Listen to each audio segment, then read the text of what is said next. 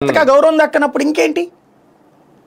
నీ కార్యకర్త అవమానించబడుతున్నప్పుడు నువ్వు ఆ ప్లేస్ లో కూర్చుని ఉపయోగం ఎందుకు? ఇంకా ఎవరి స్థాయిలో వాళ్ళు గౌరవం కోరుకుంటారు. అది ఆ స్థాయిలో ఆయనకు ఆ గౌరవం కావాలి. కార్యకర్త స్థాయి. జనసేన పవన్ కళ్యాణ్ పిఠాపురంలో మీటింగ్ పెడితే వర్మన్ కూడా స్టేజ్ మీదకి పిలువు, నువ్వు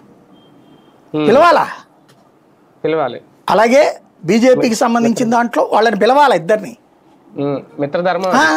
ఆ నియోజకవర్గ ఇన్ఛార్జిని తెలుగుదేశం ఎమ్మెల్యే స్టేజీ మీద కూర్చుంటే జనసేన ఇన్ఛార్జి, బీజేపీ ఇన్ఛార్జి వాళ్ళని స్టేజీ మీదకి పిలిచినప్పుడు బాధ్యత, సమన్యాయం కాదు, బాధ్యత అది. అలాగే బీజేపీ ఎమ్మెల్యే ఉన్న చోటన జనసేన వాళ్ళని టీడీపీ వాళ్ళని పిలవడం, జనసేన ఎమ్మెల్యే ఉన్న చోట టీడీపీ బీజేపీ వాళ్ళని పిలవడం ఓ లెక్క. బీజేపీ జనసేన ఉన్న చోట టీడీపీ నాయకుడు స్టేజ్ ఎక్కుతున్నాడు, మస్ట్గా ఎక్కబడుతున్నాడు, బట్ ఇక్కడ ఉండట్లా.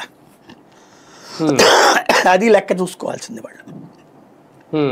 సార్, ఒక రకంగా ఈ సమావేశంలో మరొకసారి మనం ఇంకో 15 ఏళ్ళు సాక్రిఫైస్ చేసేయాల్సిందే అన్నట్టుగానే ఈయన మాటలు ఉన్నాయి. ఇదంతా జగన్ కోసమేనా? నిజంగా ఈయన చెప్తున్నట్టు రాష్ట్రం అభివృద్ధి చెందాలి, మన భాగస్వామ్యం అందులో ఉండాలి అంటే 15 ఏళ్ళు మనం ఇలాగే ఉండాలి అని సంకేతం. రాష్ట్రం అభివృద్ధి అనేటటువంటిది పవన్ కళ్యాణ్ వలన జరగదు, లేకపోతే చంద్రబాబు వల్ల జరగదు. ఇది ఒక నిరంతర ప్రక్రియ. వీళ్ళ విధానాలకు సంబంధించినటువంటి దాని వల్ల నడుస్తుంటుంది. విధానపరమైనటువంటి అంశాలలో చంద్రబాబు తెలంగాణ ఉమ్మడిగా ఉన్నటువంటి సందర్భంలో